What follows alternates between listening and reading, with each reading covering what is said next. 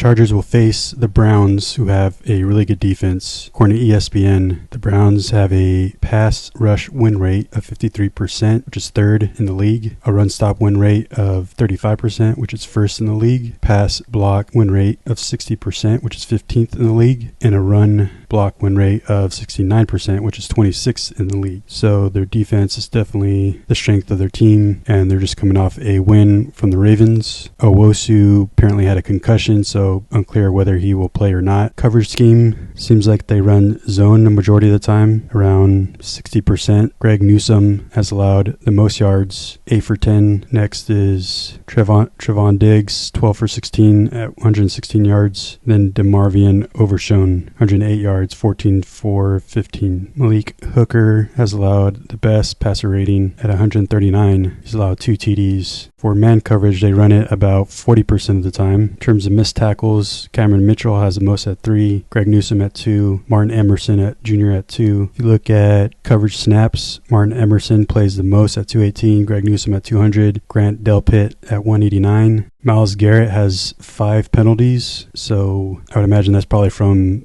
getting offsides. And he has a very quick time to sack, which I'll get into a little bit later. Seems like if you look at the average depth of target, Denzel Ward and Martin Emerson have around a 13-14, so they're probably that type of defense that plays off, doesn't give up explosives, and hopes their pass rush gets home before the pass gets off. Denzel Ward has 11 pass breakups. Wow, number 21. He does have 6 missed tackles, however, along with Owusu, 6. Greg Newsome has 4, and you'll see later that most teams have a lot of success running to the right off the end.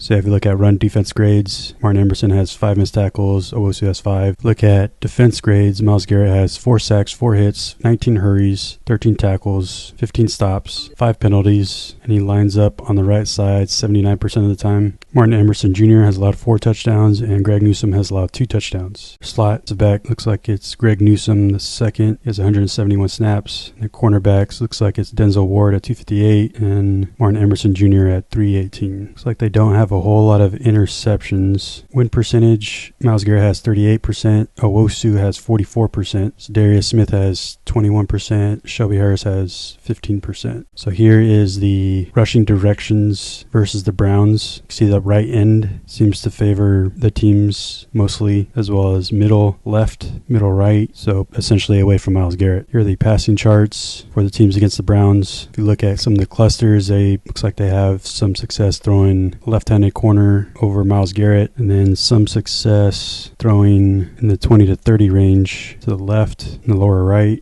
Browns have allowed 4th most 20-plus yards. However, they have the second best defense in terms of completion percentage. Jameis Winston, in his first snaps as a Brown, Jameis Winston threw pass sticks on 8 of his 11 attempts, the highest rate, 72.7% among quarterbacks with at least 10 attempts in a game this season. The Ravens defense has struggled on such passes as they have allowed the 4th highest success rate, 60.4%, and the second most total EPA, plus 64.5. Myles Garrett leads the NFL with 19 quick pressures under 2.5 seconds this season, while recording the second quickest pass rush get-off time, 0.68 seconds, among edge rushers, minimum 100 pass rushes. So he's trying to probably anticipate the snap, trying to get a quick get-off. The Steelers defense were really effective beating our tackles off the edge. So kind of varying the snap count might help with that. Garrett has generated a 20% pressure rate this season, 3rd highest among edge rushers. Quick pressure leaders, he leads with 19. Next is Nick Bosa at 17 and Danielle Hunter at 17. Myles Garrett generated 8 pressures on 33 pass rushes, 24.2%, and the Browns win over the Ravens, tied for the most pressures in a game this season. Garrett recorded 6 of his pressures across 26 matchups against left tackle Ronnie Stanley. Garrett has now generated 41 pressures this season, second most in the NFL, entering Sunday afternoon. His get-off is 0.74 seconds. Looks like most of his pressures come from when he's taking an inside step to the inside, which is a great counter move to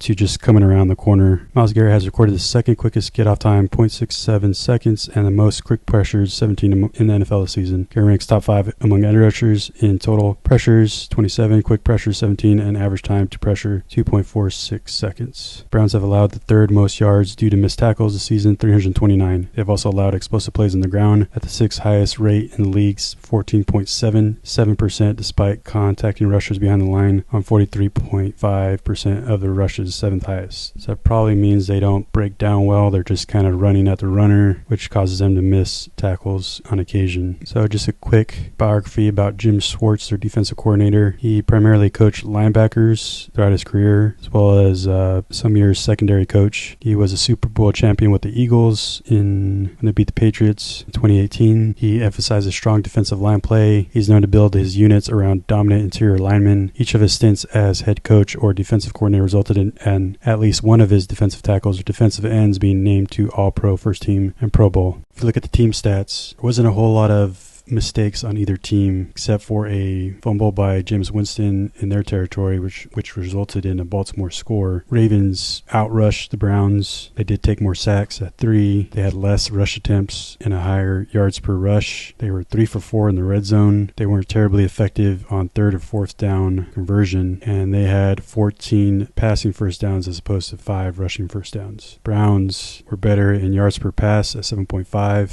Jameis Winston had a fairly high completion rate. He was 27 of 41. He had 321 yards passing at 6.1 yards per play, and they were 0 for 2 in the red zone and only 3.5 yards per rush. So statistically, you would think that Ravens would have won this game. So I was kind of looking at the play-by-play, and it appears that Cleveland allowed the Ravens to score on their last drive, which only resulted in 2 minutes and 19 seconds and 6 plays, which gave the ball back to Cleveland down by 5 with 1 minute 37 seconds to go. The Browns went down and went for a 2-point conversion, which was failed. They allowed 59 seconds left, and the Ravens got all the way down to the Cleveland 24-yard line, but couldn't convert on a 4th and 10. So not sure if that is the case, if the Browns allowed the Ravens to go down and score so they can get the ball back and run the clock out, but I wouldn't doubt that that is probably the case. And just looking at explosive plays, there's a 20-yard pass, Jameis Winston, 19-yard, 16-yard, 15-yard run, Chubb, 19-yard pass, 14-yard pass, 17-yard pass, 23-yard run by Winston. No, that's a 1-yard run. 23-yard pass to Njoku, 30-yard pass, which was a short middle to Jerry Jeudy, 22-yard